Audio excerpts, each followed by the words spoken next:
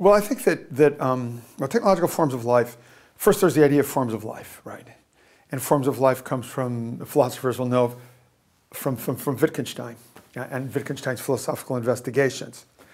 And Wittgenstein's philosophical investigations looks not at formal language, but at natural language.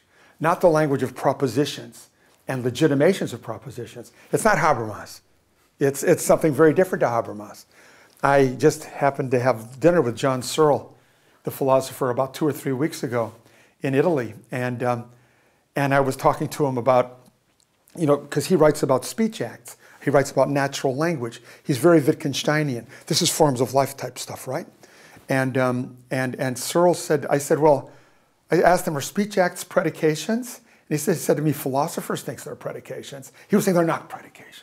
They're not propositions. That's natural, informal language. It's not well-formed statements. He had a debate with Habermas. And he said, well, that stuff's not natural language. It's an artificial discursive will formation with formal statements and legitimations that has nothing to do with natural language. What I'm talking about is natural language. What I'm talking about is forms of life. Yeah, and these forms of life are ways of doing.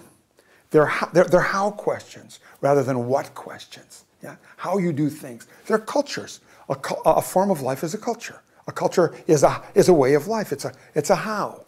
It's a form of life. So, and it's also a way of thinking. It's a way of thinking, but not a formal way of thinking. And I think we think in this city. I think the city thinks.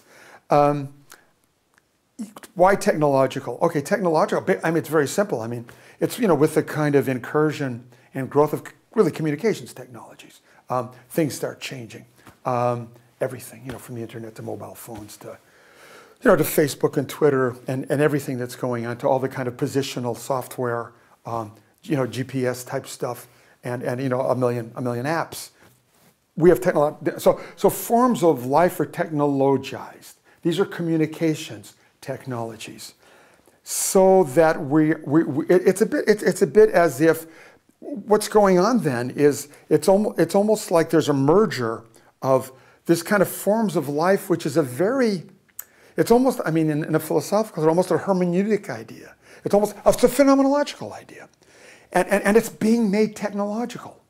So something that's phenomenological, that's got to do with unspoken assumptions, now enters a technical system.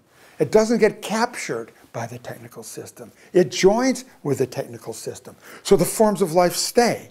They don't just disappear. Yeah, the phenomenology doesn't disappear. It's a technological phenomenology. There's also a phenomenology. So these forms of life somehow become more or less self-organizing systems, I think. And I think the urban framework becomes this increasingly. So the technology would be an extension of the mind. But technological forms of life doesn't mean that at all. It's not about mind. It's something that's out there. It's something that we live in. It's something that we're embedded in. It's something that we're part of. So it's not just a Marshall McLuhan-like, right? The media as the extensions of the mind. It's something very, very different.